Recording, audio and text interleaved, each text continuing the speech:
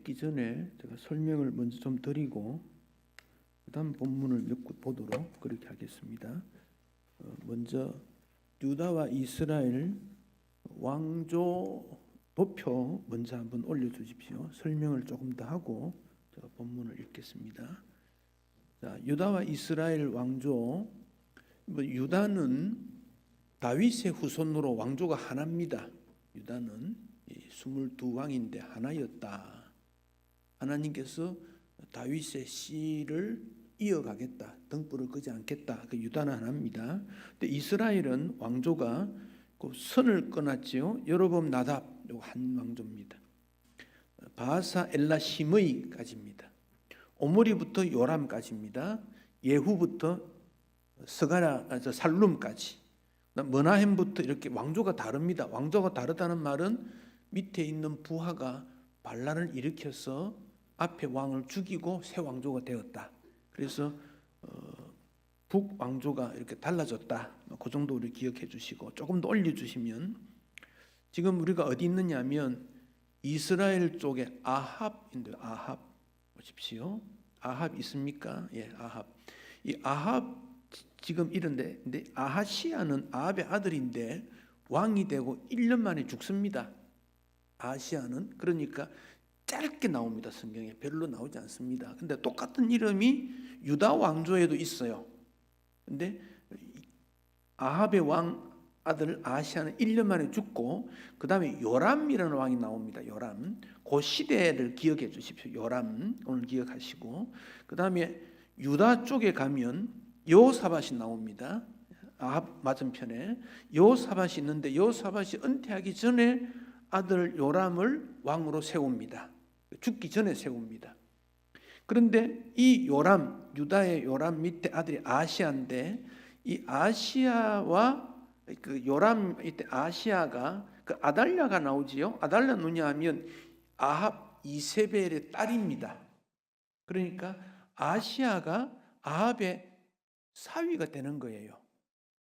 무슨 말 이해되시죠? 다시 한번, 요사벳의 아들 요람 나오고, 그 밑에 아시아.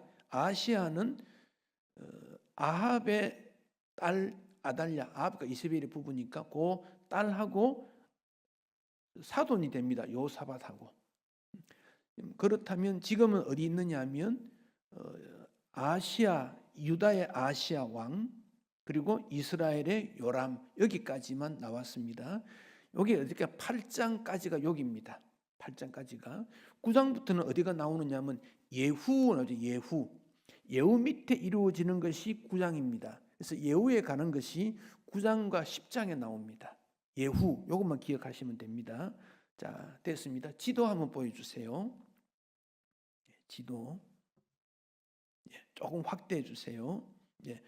조금 위에, 더 위로 아람이 나오죠. 북쪽에. 아람이 북이스라엘과 침략해서 전쟁을 했습니다. 그러면 북이스라엘이 아람과 싸워야 되지 않겠습니까? 싸운 장소가 어디냐면 아람이라는 글자 쭉 밑에 내려가면 라못 길르앗 이런 게 나옵니다. 아람이라는 글자 쭉 밑으로 내려가면 라못 길르앗 라못입니다. 나옵니까? 조금 확대해 보십시오. 지도. 예, 됐습니다. 오른쪽 라못 길르앗 나오지요. 여기서 지금 전쟁을 하고 있습니다. 전쟁을 하고 있는데, 이때 아합의 아들이었던 요람이 부상을 입습니다. 전쟁에서 부상을 입고, 거기서 쭉 그 머깃도 쪽으로 쭉 지도를 올려 보십시오. 반대편으로 조금만 올려주세요. 지도. 여기 안 나와 있는데 길보아 산이 나오지요. 길보아 산 옆쪽에 이스르엘이라는 지명이 나옵니다. 거기에 이 요람이 부상을 입고 이스라엘이라는 곳으로 치료하러 갑니다. 왜냐하면 거기 왕궁이 있었어요. 별장이 있었어요. 이스라엘에 치료하러 갔습니다. 그걸 여러분 배경에 두십시오. 그러니까 길르앗 라모에서 전쟁을 했는데 거기 요람 왕이 부상을 입고 이스라엘이라는 곳으로 회복 치료하러 갔다. 그까지가 8장 끝입니다. 자, 그다음 이제 9장이 달라져 나옵니다. 이제 9장을 보십시다. 여러분 성경을 보십시오. 자, 성경을 봐야 그 내용을 알 수 있습니다. 9장 1절 성경을 보십시오. 성경. 자, 선지자 엘리사가 선지자의 제자 중 하나를 불렀습니다. 허리를 동이고 기름병에 손을 가 길르앗 라모스로 가라. 자, 길르앗 라모 기억나지요? 전쟁터지요? 거기 가라 그랬습니다. 거기 가서 2절 거기 이르거든 한 사람이 나옵니다. 누구냐? nim시의 손자 여호사밧의 아들 예후. 여기 여호사밧은 유다의 왕과 다른 사람입니다. 이름은 똑같은데 사람은 다릅니다. 여호사 왕 아닙니다. 이 사람은 nim시의 손자 여호사밧 예후를 찾아라. 이렇게 나와요. 여기까지만 기억하십시오. 자, 저를 보십시오. 북쪽에 전쟁이 일어나가지고 길르앗 라몬 동쪽에서 전쟁이 일어나서 왕이 부상을 입고 이스라엘에 피난을 갔습니다. 그죠? 부상 치료하러 갔는데 여기 유다의 그 여호사밧 손자하고 그 요람하고 관계가 어떻게 되지요? 사돈이거든. 사돈 외삼촌 친척이지요. 그러니까 상처를 입었으니까 아하 위문하러 가야 되겠다. 그리 된 거예요. 그래서 남쪽에 그 왕 누구지요? 아하시아가 북쪽에 요람이 치료하러 간 곳에 위문하러 갔습니다. 그리고 일어난 내용이 오늘 9장인데 선지자 엘리사 제자가 여럿 있는데 그중 한 명에게 너 허리를 동이고 기름병을 가지고 길르앗 라모 어디지요? 전쟁터지요. 전쟁터로 가라. 거기 가서 누구를 만나라? 예후를 만나라. 그렇게 1절 2절입니다. 자, 여러분 허리를 맨다. 허리를 맨다. 허리 왜 매지요? 신속히 행동할 때 허리를 맨다. 그런 뜻입니다. 다른 거 생각하지 말고 빨리 해야 된다. 그랬습니다. 그리고 기름병을 손에 채하라. 여러분 북쪽에 왕들이 여럿 나오는데 북쪽 왕들 중에 선지자나 선지자의 명령에 따라 기름을 부어서 왕으로 세운 사람은 예후뿐입니다. 이게 독특합니다. 이게 예후가 뭔가 일을 할 수 있다는 거예요. 그걸 기억해야 돼요. 그러니까 기름병을 가지고 가라 그런 겁니다. 네, 갔습니다. 이 제자가 쫓아갔습니다. 2절 예후를 찾아라 그랬습니다. 그래서 3절 본문을 보십시오. 3절 기름병을 가지고 그 머리에 부으며 그 예후를 찾아가지고 2절 뒷부분에 골방으로 데려갔습니다. 거기 군인들 여럿 아니겠습니까? 군인들이 여럿 있는데 예후를 오라 그래요. 오라. 여러 형제들 중에 오라 해가지고 골방에 가서 3절에 머리에 기름을 붓습니다. 3절. 그리고 뭐라고 하느냐? 여호와의 말씀이 내가 너에게 기름을 부어 뭐했다? 이스라엘 왕으로 삼노라 하고 문을 열고 도망쳤습니다. 왜? 여러 왕들이 있는데 또 왕이 지금 치료 중인데 한 사람은 왕을 세웠으니까 반란 아닙니까? 반란. 그러면 이 제자가 어떻게 되겠습니까? 위험하거든요. 그래서 도망친 거예요. 빨리 도망을 쳤습니다. 예후라는 이름의 뜻은 그는 여호와 그런 뜻입니다. 그는 여호와. 그리고 이 예후는 9장 10장을 보면 그 예후에게 주어진 임무를 아주 충실히 했던 사람이다. 그걸 알 수 있습니다. 그걸 참고로 하시고 4절 9장 4절 그 청년 누굽니까? 엘리사 선지자가 보내는 청년이지요. 그를 길르앗 라모에 갔습니다. 4절에 갔다. 5절 가니까 군대 장관들이 군인 장교들이 쭉 앉아 있는 거예요. 그러니까 이 예후에게 할 말이 있습니다. 그리 말합니다. 할 말이 있습니다. 누구에게 할 말이 있느냐? 그러니까 예후 당신입니다. 그럽니다. 그래서 예후가 따라갑니다. 6절 따라갑니다. 따라가서 기름을 붓습니다. 하나님 말씀에 이스라엘 왕이 된다. 그렇게 했습니다. 6절. 그리고 7절에 명령을 내립니다. 너는 아합의 집을 치라. 아합의 집을 치라. 아합 누굽니까? 위에 있는 왕조 아합 그 아들 다 그 오므리부터 시작되는 겁니다. 왜냐? 여호와 종들의 피, 선지자의 피, 여호와의 종들의 피를 갚기 위해서. 그래서 아합은 결국 가문은 이렇게 해서 멸절되게 됩니다. 자, 10절을 보십시오. 10절. 이스라엘 지방에 이스라엘이라는 게 왜 나왔지요? 왕이 몸에 부상을 입고 치료를 어디 받습니까? 이스라엘이 지금 가 있습니다. 지금 이스라엘 지방에서 개들이 이세벨을 먹는데 그를 장사할 사람이 없으리라. 그리고 문 열고 도망칩니다. 기름 엘리사의 종이 가서 그렇게 했습니다. 자, 그 내용이 10절까지 그런 일이 일어났다 하는 점을 우리가 보여줍니다. 자, 11절 같이 읽습니다. 예후가 나와서 그의 주인의 신복들에게 이르되 한 사람이 그에게 묻되 편안하냐? 그 미친 자가 무슨 까닭으로 그대에게 왔더냐? 대답하되 그대들이 그 사람과 그가 말한 것을 알리라 하더라. 자, 예후가 기름을 머리 부어 받았지요? 그래서 나왔습니다. 장군들이 군대 장관들이 모였는데 같이 갔습니다. 갔더니 옆에 있는 군대 한 사람 묻습니다. 그래, 편안하냐? 편안하냐? 그 청년이 여기 뭐랍니까? 그 미친 자가 이 청년 하늘에 있고 미친 사람 같다는 거예요. 막 어디로 달려와가지고 장관들 꽉 앉아 있는데 여기 예후 있느냐? 따라온더라. 그 예후가 따라 나갔더니 기름 붓고 막 도망쳐 버리거든요.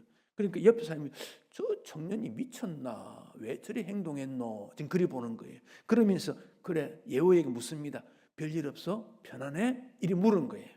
여러분 이 9장에 편안하냐 하는 말이 여러 번 나옵니다. 지금 그 말이 11절입니다. 그러니까 12절에 무리들이 어이 무슨 말 하는지 말해봐. 예후 너 무슨 말을 들었을 거 아니야? 막 묻습니다. 그러니까 예후가 뭐라 하느냐면 여호와의 말씀이 나를 내가 내게 기름을 부어 이스라엘 왕으로 삼는다고 했다. 알려줍니다.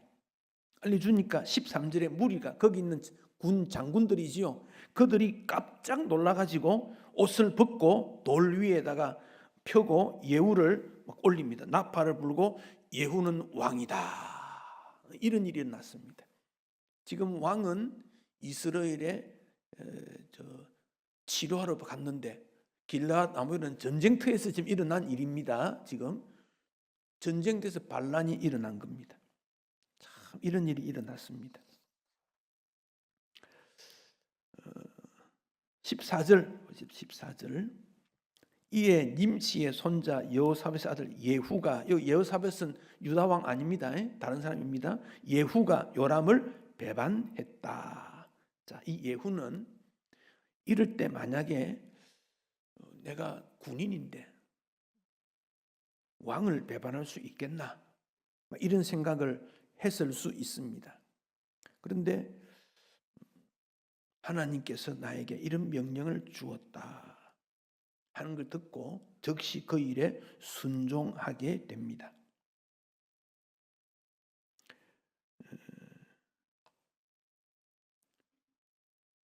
그리고는 이제 그 내용도 조금 그 다음에 조금 넘어갑시다.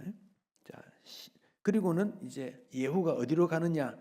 이스라엘로 갑니다. 이스라엘에 누가 있지요? 요람 왕이 있죠. 치료받고 있잖아요. 부상당해가지고 거기로 갑니다. 자, 17절을 보겠습니다. 17절.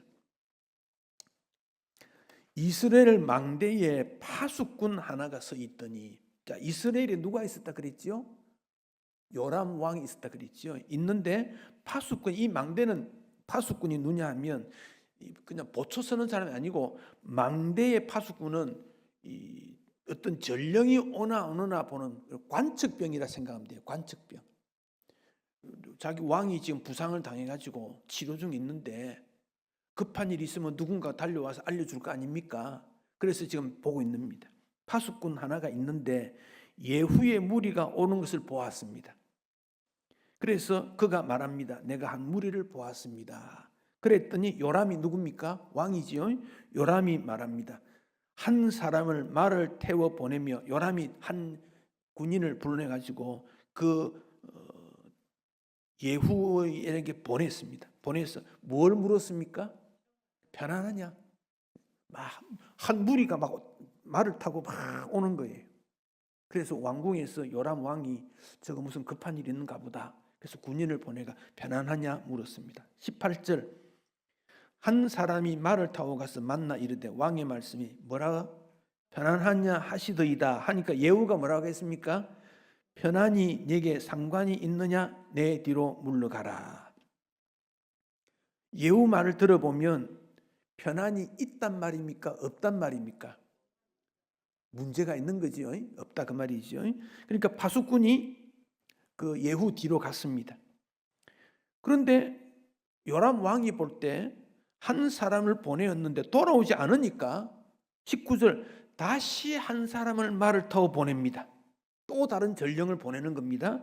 그리고 묻습니다. 왕의 말씀이 뭐하냐? 편안하냐 물었습니다. 그 예후가 뭐라고 합니까? 편안히 무슨 너하고 아무 관계 없어. 내 뒤로 와. 그 파수꾼이 또 예후 뒤로 갔습니다. 20절 파수꾼이 또 전하여 그도 그들에게 갔지만 돌아오지 않습니다라고 요람 왕에게 말합니다. 그런데 그 병금 모는 것이 누가 모는 것 같다? 예후가 모는 것 같다. 이 예후가 아마 성격이 좀 급하고 아주 그 용맹스럽고 그 다혈질이고 마치 그 삼국지에 나오는 장비 같은 그런 성격인 것 같아요. 그러니까 예후가 말을 몰고 오는데 미친 사람처럼 몰고 온다 그랬어요. 그러니까 요람이 나를 부상당한 일으켜 세우라. 그리고 병거를 준비해라. 그리고는 말을 타고 가서 21절에 예후를 만나게 됩니다. 만나게 됩니다. 어디서 만났지요? 예, 요게 중요합니다. 어디서 만났지요? 이스라엘 사람 나봇의 토지에서 만났다 그랬어요. 자, 나봇의 토지가 무슨 일이 있었습니까? 열왕기상에 보면 아합이 자기 왕궁 옆에 나합의 포도원이 있었지요.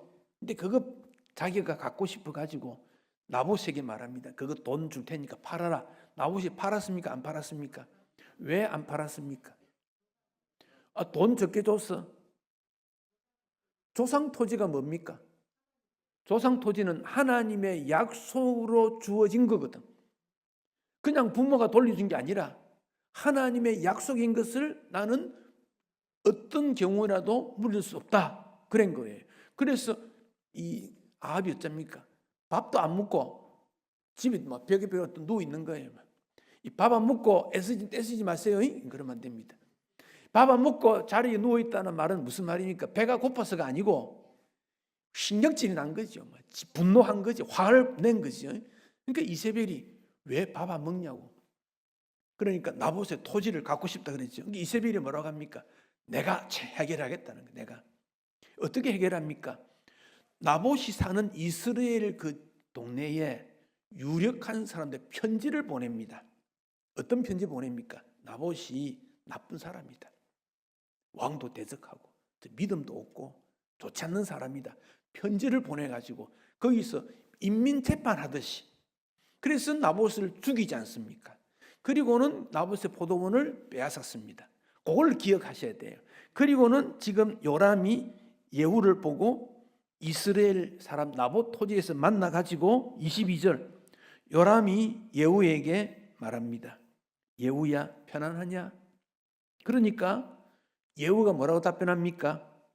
너의 어머니 이세벨의 음행과 술수가 이렇게 많은데 편안하겠느냐? 무슨 말입니까? 예후가 편안할 수 없다.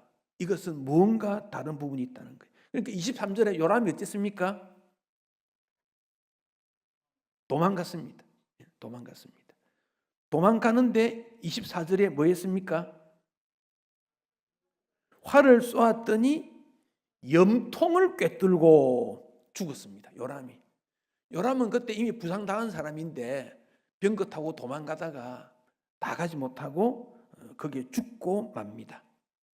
25절 죽고 난 다음에 그 시체를 어디에 던졌습니까?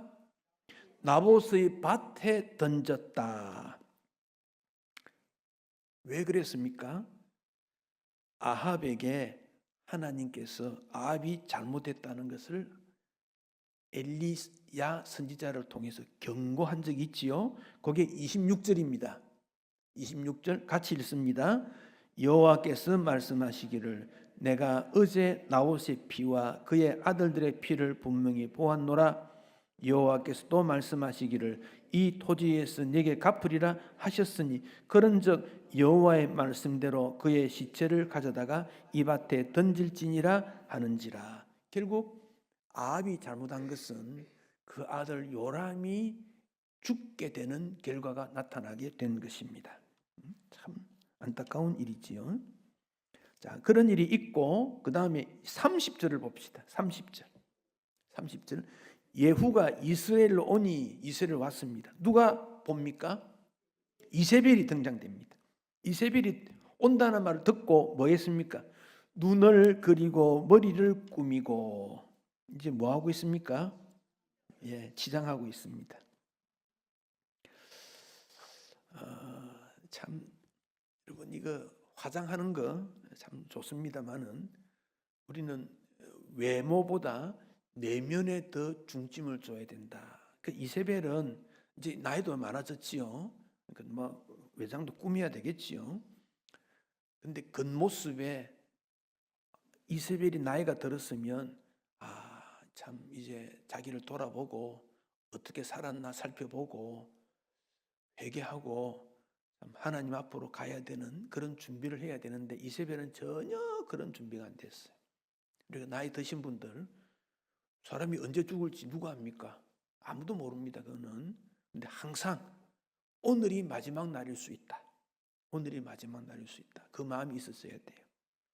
그래서 예후가 이 31절 문에 들어왔습니다. 그러니까 말합니다. 주인을 죽인 너 시므리여 편안하냐. 자, 시므리란 말이 나왔습니다. 시므리가 누구지요?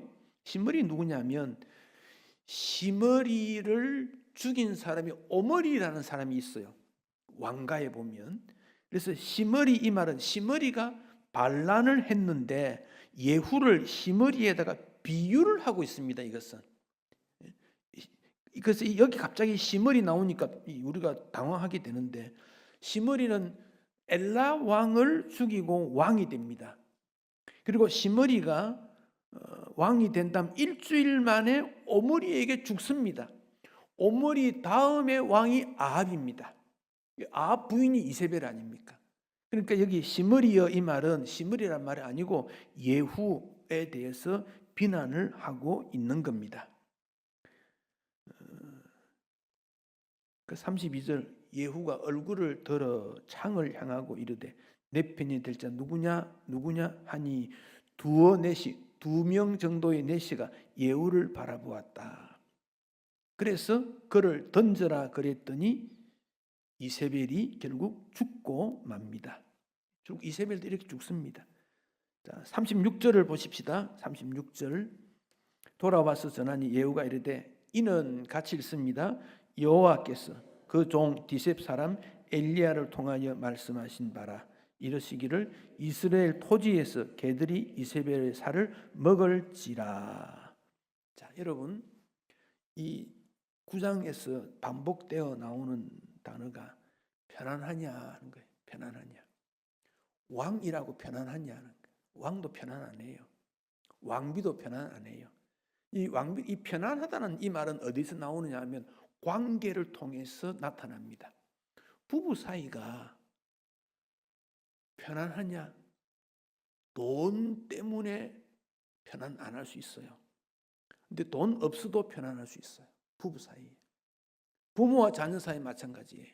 근데 이 편안은 하나님과 우리 사이가 편안해야 우리 마음이 편안해지는 거예요. 하나님과 우리 사이가 편안하지 않으면 마음이 편안하지 않아요. 그래서 예수님이 편안을 너희에게 주노라. 내가 주는 편안은 평강 편안 똑같은 겁니다. 세상이 주는 것과 같지 않다. 하늘의 평강이 여러분에게 있어야 된다. 제자들에게 그리 말했잖아요. 두려워하는 제자들에게 너희에게 편안이 있을지어다. 자, 여러분 일이 잘 안 될 때는 기도하는 기간이구나. 조급하지 말고 하나님 앞에 기도로 나아가십시오. 일이 많으면 그 일을 열심히 하되 하나님과의 편안을 놓치지 마십시오. 내가 바쁘든 바쁘지 않든 일이 많든 적든 관계없이 하나님과 나와의 평강이 깨떨어지면 이웃과의 관계도 깨떨어집니다. 편안이라는 것은 반드시 십자가는 수직이 먼저 우선입니다. 하느님과 나 수직이 먼저입니다. 이게 완전히 되면 수평이 이루어집니다. 그게 십자가입니다. 그래서 편안은 십자가를 통해서 옵니다. 하나님과 내가 편안 안 하고 사람끼리만 편안한 거 안 됩니다. 안 됩니다. 하나님과의 바른 관계가 이루어지는 게 우선이고 그 다음에 이웃과의 관계가 편안해. 이게 십자가입니다. 이게 편안하면 문제 없어요. 괜찮아요. 근데 이게 깨떨어지면 다 두려움이 일어나고 조급한 마음이 일어나고 두려워해요. 인생은 깁니다. 결코 짧지 않습니다. 조급한 마음 가지지 말고 나에게 주어진 인생길에 주님이 어떻게 인도해줄지 기다릴 필요도 있고 때가 되면 주님이 축복해 주십니다. 하나님과 나와 편안한데 하나님이 축복 안 주시겠어요? 그럼 좀 기다려야지. 조급하지 마십시오. 사람이 조급해지면 무언가를 성급하게 하게 되고 깨뜨리게 됩니다. 그럼 편안이 깨어집니다. 누가? 아합이 그랬잖아요. 아합이 나봇의 포도원 그거 하나님께서 주시면 내 거 되고 안 주시면 내 거 안 된다 그래야 되는데 억지로 빼앗다가 결국 개들에게 먹혀 들어가는 그런 비참한 모습이 되고 났다. 그게 9장입니다. 자, 누구를 통해서 이런 일이 일어났습니까? 예후를 통해서. 자, 그럼 10장에도 이 예후의 그 일들이 계속 일어나고 있습니다. 10장 1절을 보겠습니다. 10장 1절 같이 읽습니다. 아합의 아들 70명이 사마리아에 있는지라. 자, 거기까지만 봅시다. 아합의 아들은 그 성경에 있기는 3명이 나옵니다. 이름이 아시아, 요람. 아시아는 1년 만에 죽었고 그 다음 요람 왕이 되고 그 밑에 요아스라는 왕자가 또 나와요. 그런데 70명은 왜 갑자기 나왔을까? 우리 성경에서 아들이라고 말할 때는 손자도 포함된다. 그리고 후손이면 후손.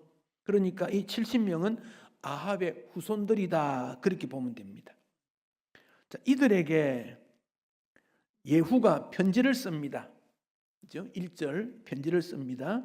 사마리아에 보내어 이스라엘 귀족들 곧 장로들 아합의 여러 아들들을 교육하는 자, 즉 이 70인은 아합 왕 가문에 있으니까 그들을 가르치는 사람들이 있다는 거예요. 우리나라 옛날에 그 왕 밑에 왕 아들들을 가르치는 교사가 있지요. 똑같습니다. 그런 자는 이 편지를 보낸 겁니다. 편지를 보냈습니다. 3절을 보십시다. 3절. 너희 주의 아들들 중에 가장 어질고 정직한 자를 택하여 그의 아버지 왕자에 두고 너희 주의 집을 위하여 싸우라 하였더라. 자, 이제 편지를 누구한테 보냈느냐? 1절에 이스라엘 귀족들, 장로들, 아합의 아들들을 교육하는 자들에게 편지를 보냈습니다. 그 아들들 중에 어질고 정직한 자를 택해서 왕으로 세워야 된다 그랬습니다. 그런 사람을 세워야 되지 아무나 왕 세우면 안 된다 그랬습니다. 그랬더니 4절에 두려워서 그들이 이거 어떻게 우리가 감당하겠느냐, 감당하지 못하겠다 그럽니다. 감당하지 못하겠다. 자, 5절을 봅니다. 왕궁의 책임지는 자, 성읍 책임지는 자, 장로들, 왕자를 교육한 자들이 예후에게 말합니다. 이르되 우리는 당신의 종입니다. 당신이 말하는 모든 것을 우리가 행하고 어떤 사람이든지 왕으로 세우지 아니하리니 당신이 보기 좋을 대로 하시오. 즉 예후 당신은 지도자입니다. 그렇게 말합니다. 그랬더니 6절에 다시 예후가 말합니다. 편지를 다시 썼습니다. 만일 너희가 내 편이 되어 내 말을 너희가 들으려거든 70명 된 아들들, 70명 아들들 그들을 데리고 오라 그럽니다. 데리고 오라. 그래서 7절 어떻게 했습니까? 7절 70명을 다 죽입니다. 아합의 잘못은 그의 후손들까지 다 죽게 됩니다. 아합 가문은 완전히 몰락하게 됩니다. 참 비참하게 되어졌습니다. 그래서 사람들이 왕자들이 70명이나 죽었으니까 그것도 귀족들 아니겠습니까? 무슨 일이 있는가 막 난리가 난 거지요. 그랬더니 10절 뭐라고 하는지 봅시다. 그런즉 이제 너희는 알아라. 곧 여호와께서 아합 집에 대하여 하신 말씀은 하나도 땅에 떨어지지 아니하리라. 여호와께서 그의 종 엘리야를 통해 하신 말씀이 이제 이루어진 것이다. 엘리야가 이미 예언한 대로 아합 가문이 완전히 몰락되었다. 그러니까 아합의 악한 행위가 결국 자기의 가문을 몰락하게 된 것이다. 그 11절 같이 읽습니다. 예후가 아합 집에 속한 이스라엘에 남아있는 자를 다 죽이고 또 그의 귀족들, 신뢰받는 자들, 제사장들을 죽이고 그에게 속한 자 하나도 생존자가 남기지 아니했다. 여기 제사장은 바알 제사장들입니다. 싹 다 죽인 겁니다. 전부 다. 그러니까 아합 집안의 사람은 다 죽습니다. 참 비참한 일이지요. 그리 됐습니다. 자, 12절. 이제 예후가 일 끝내고 사마리아로 갑니다. 가는데 중간에 목자가 양털 깎는 집에 이르렀다. 이제 양들을 많이 기르니까 이제 양털 깎는 그런 어떤 그 터가 있었겠지요. 집이 있었으면 거기 이르렀습니다. 그러니까 어떤 사람들이 또 많이 있는 거예요. 한 무리들이. 누가 있느냐? 13절에 아시아의 형제들을 만났습니다. 너가 누구냐? 이 사람이 누구겠어요? 이 사람들은 이제 요람이 병들었다는 말을 듣고 방문하러 왔던 사람들일 수도 있어요. 누구냐 물었더니 아시아의 형제다 그리 말했습니다. 그리고 여기 있는 아시아는 요람의 형일 수도 있어요. 그랬더니 왕자들과 태우의 아들들을 문안하러 내려간다. 즉 병문안 가는 거예요. 지금 이들이 14절 이들을 사로잡아라. 그들을 죽입니다. 얼마나 죽었습니까? 42명이 죽었습니다. 그러니까 아합 가문의 그 요람뿐 아니라 위에 아시아 형 집안까지 완전히 멸망을 당한 그런 모습. 이들이 왜 죽습니까? 바알과 아세라를 섬겼던 일들 때문에 그렇습니다. 다음에 말씀드리지만 북쪽 이스라엘이 이런 식으로 즉 하나님의 약속을 어겼기 때문에 이들은 멸망받을 수밖에 없다 하는 점을 보여줍니다. 자, 또 다른 사건이 15절 이하에 일어납니다. 예후가 거기 떠나다 누구를 만납니까? 레갑의 아들 여호나답. 레갑의 아들 여호나답. 근데 이 레갑이 누냐 알아야 되는데 이 레갑은 그 겐 사람, 즉 모세의 장인 겐 사람의 후손인데 이 레갑이 후손들에게 명령을 한 게 있습니다. 예를 들면 포도주 마시지 마라. 또 집을 짓지 마라. 장막에 거해라. 유목 생활해라. 그래서 이 레갑의 후손들은 탐욕 생활하지 아니하고 경건한 생활을 했는데 그걸 얼마나 하느냐 하면 예레미야서에 보면 그 전통을 200년 이상 동안 지켜 나온 게 레갑의 후손입니다. 레갑의 후손입니다. 그 레갑의 후손 중 여호나답을 만났습니다. 그래서 13절 뒷부분에 여호나답이 대답합니다. 15절을 같이 읽어야 되겠습니다. 예후가 거기서 떠나가다가 자기를 맞이하러 오는 레갑의 아들 여호나답을 만난지라 그의 안부를 묻고 그에게 이르되 함께 읽습니다. 내 마음이 너의 마음을 향하여 진실함과 같이 너의 마음도 진실하냐? 여호나답이 대답합니다. 그러하나이다. 그러면 어쩌자? 나와 손을 잡자. 손을 잡으니 예후가 끌어 병거에 올렸다. 자, 예후는 경건한 후손들과 손을 잡습니다. 예후가 4대까지 후손이 이어지는데 그 배경에는 이런 레갑의 후손들과 함께 경건한 후손들과 교제를 했다는 겁니다. 누구와 교제하느냐는 거예요. 굉장히 중요합니다. 경건한 후손들 그와 함께 했다. 그 점을 기억하셔야 됩니다. 그래서 예후가 하나님의 뜻을 이루기 위한 일들, 그런 점입니다. 그게 12절부터 17절에 있는 내용입니다. 그 다음 18절 이하에 또 한 사건이 일어납니다. 18절 이하에 나오는 예후의 사건은 모범될 수도 있지만 또 조금 부족한 것도 있어요. 18절을 같이 읽습니다. 예후가 뭇 백성을 모으고 그들에게 이르되 아합은 바알을 조금 섬겼으나 예후는 많이 섬기리라. 지금 아합의 후손들을 싹 다 죽였잖아요. 근데 예후가 뭐라냐면 백성들을 모아놓고 아합은 조금 섬겼는데 나는 많이 섬기겠다. 이게 진실이겠습니까? 거짓이겠습니까? 거짓입니다. 왜 거짓을 말하느냐? 이 이스라엘 땅 전체에 바알과 아세라를 섬기는 제사장 선지자들을 전부 다 불러 모으려고 바알을 제사장들을 전부 죽여야 되겠다고 계책을 세운 겁니다. 그래서 다 불러 모아라. 내가 큰 대회를 일으키겠다. 전부 모아라. 20절 그렇습니다. 바알을 위하는 대회를 거룩히 열어라. 그랬더니 21절 바알을 섬기는 모든 사람들이 전부 다 모였다 그랬습니다. 전부 다 모였다. 22절 예후가 이제 바알을 섬기는 사람에게 예복을 입혀라. 요즘부터는 가운 같은 거. 바알 선지자, 제사장 바알 입혀라 그랬습니다. 그 다 입혔어요.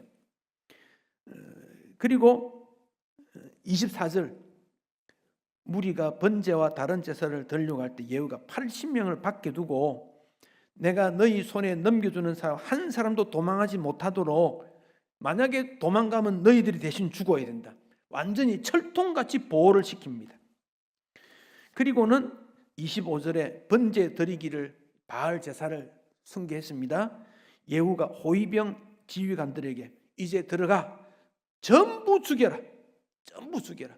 그래서 바알을 섬겼던 선지자 제사장들을 전부 다 죽였다. 27절 바알의 신당을 헐어서 뭘 만들었습니까? 변소 만들. 그래서 변소에 가면 귀신 나온대. 그건 아닙니다만은 그래서 이렇게 완전히 폐해를 시켜버렸습니다. 자, 28절 예후가 이와 같이 이스라엘 중에 바알을 멸하였으나 뭘 했는데 하지 않은 게 하나 나와요. 29절 이스라엘에게 범죄하게 한 느바세 아들 여로보암의 죄 곧 베델과 단에 있는 금송아지를 섬기는 죄에서는 떠나지 아니했더라. 즉 예후가 바알은 멸했는데 베델과 단에 있는 산당 그거는 남겨두었다. 그건 남겨두었다. 왜 남겨두었을까요? 여러분 북쪽에 베델과 단에 금송아지 우상 성전을 2개 만들었지요. 왜 만들었지요? 이스라엘 백성들이 하나님 섬기는 곳은 어디입니까? 예루살렘이죠. 그런데 예루살렘이 북쪽에 있습니까? 남쪽에 있습니까? 남쪽에 있다는 거죠. 남쪽에 백성들이 가면 북쪽 백성들이 어떻게 될까요? 아하, 남쪽에 그게 더 정통이 아니냐 하는 마음을 가지게 되거든요. 그래서 그걸 남겨둔 거예요. 그게 여로보암 때부터.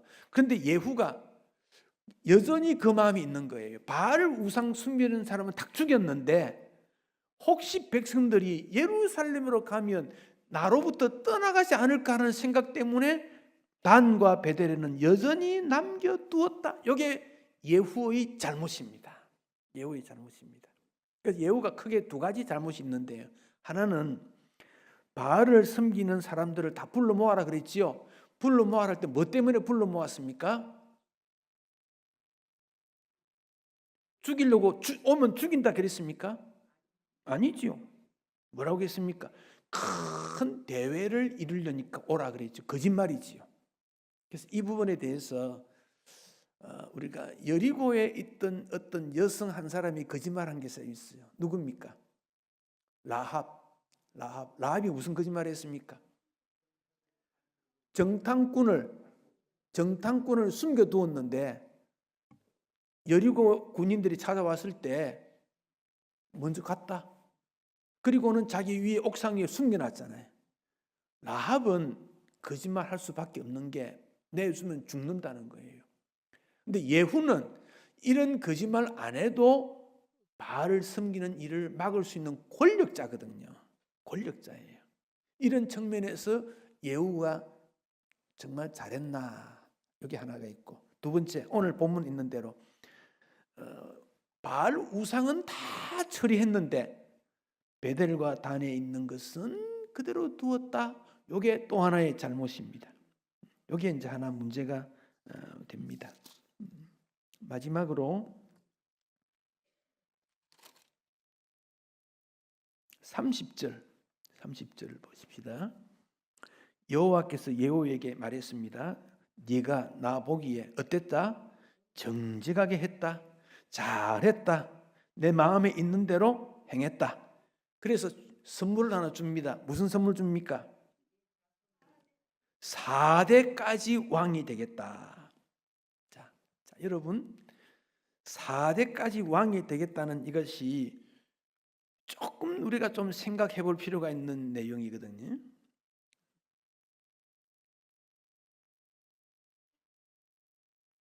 만약에 4대가 지나면 어떻게 됩니까? 4대까지는 이스라엘의 왕으로 이어갑니다. 4대까지는. 4대면 꽤 수시간이 되잖아요. 그 다음은 어떻게 되냐는 거예요. 이 4대 동안에 예후가 그 후손들에게 너 믿음 생활 잘해. 철저히 해야 돼. 이스라엘 역사 봤지? 아합이 어떻게 멸망되는 거 봤지?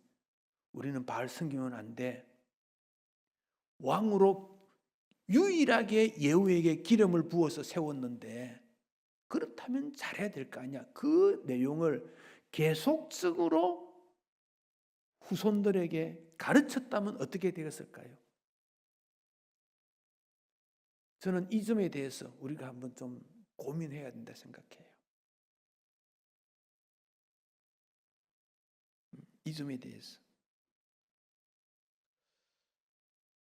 4대면 시간이 얼마나 될까요? 4대. 물론 뭐 왕이니까 길 수도 있고 짧을 수도 있습니다. 제가 볼 때는 길어도 100년입니다. 한 20년, 30년 일대를 보면 4대 해봐야 100년입니다. 짧을 수도 있습니다. 100년이라는 게 긴 것 같아도 저는 그리 길지 않다고 봅니다. 저는 이제 그런 고민해요. 여러분, 우리 신촌 강서교회 역사가 얼마나 됐습니까? 60년 안 됐잖아요. 100년이라는 거 금방 옵니다. 100년.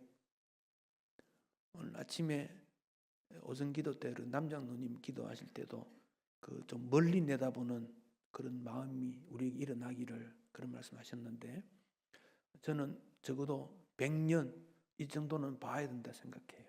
100년. 제가 어느 모임에 가서 그 말이 있습니다. 우리가 지금 여러 개 총회 안에서도 막 갈등 막 하는데 우리 고신이 74회 됐거든요. 물론 그 앞에 있었지만 52년도에 고신 총회가 세워집니다. 서울에 54년도에 서울의 교회가 경기도에 세워집니다. 그래서 지금 70년이 넘어왔거든요. 고신 총회 이름 쓴 게 74년입니다. 26년 이거 금방 옵니다. 100년 금방 옵니다. 100년이라고 하는 포인트를 잡고 방향을 정하면 방향도 정하고 목적도 정해집니다. 여기 우리 청년들은 앞으로 40년 훨씬 더 살 거 아닙니까? 신촌 강수교 100주년 할 때 이 친구들 다 참석한단 말이에요. 그죠? 이쪽 편 말고 이쪽 편. 뭐 여기 계신 분들은 또 천국에서 보고 있단 말입니다.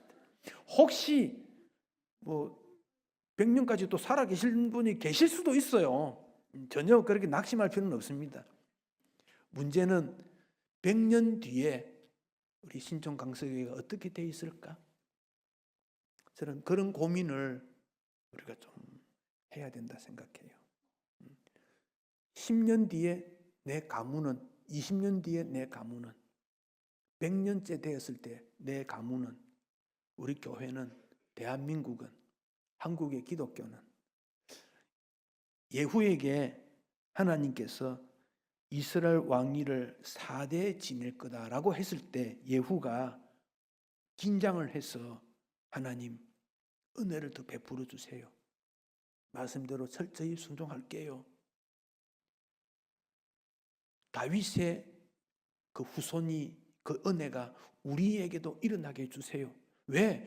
기름 부었단 말이에요. 예후에게. 다른 왕들은 기름 안 부었다니까요. 특별히 세워서 예후가 뭐 했습니까? 개역이라 그럽니다. 개역 이것을. 아합의 그 바알을 숨겼던 수많은 것들을 예후가 완전히 처단했습니다. 그러니까 예후 성격이 강직하고 그렇게 아니하면 할 수도 없거든요. 이거는. 그래서 하나님이 예후를 세운 겁니다. 그래서 예후가 그러니 했습니다. 축복받았습니다. 4대 이어진다 했을 때 예후가 하나님 도와주세요. 4대가 안 됩니다. 다윗 왕가가 지속적으로 이어지도록 해주세요. 그렇게 하고 후손들에게 교육하고 지침을 주고 철저히 훈련했으면 어땠을까? 저는 그런 생각을 해봅니다. 그 후에 내용은 제가 말씀드리지 않겠습니다. 여러분 스스로가 아하, 이 목사가 무슨 말 하려고 이 말 했겠다. 다 받아들였으리라 생각합니다. 그래서 신앙은 나에게서 끝나면 안 됩니다. 나에게서 끝나면 안 되고 내 다음 대의 믿음이 나보다 더 커야 돼요. 왜냐하면 세상이 더 악하기 때문에 그래요. 도전이 더 많기 때문에 그래요. 그래서 더 강력한 믿음의 훈련을 받지 아니하면 믿음은 왜곡되고 파손됩니다. 그러니까 지금도 늦지 않았습니다. 주께서 베푸신 은혜를 어떻게 지속적으로 이어갈 것인가. 거기에 대해서 깊은 고민과 도전을 해야 합니다. 545쪽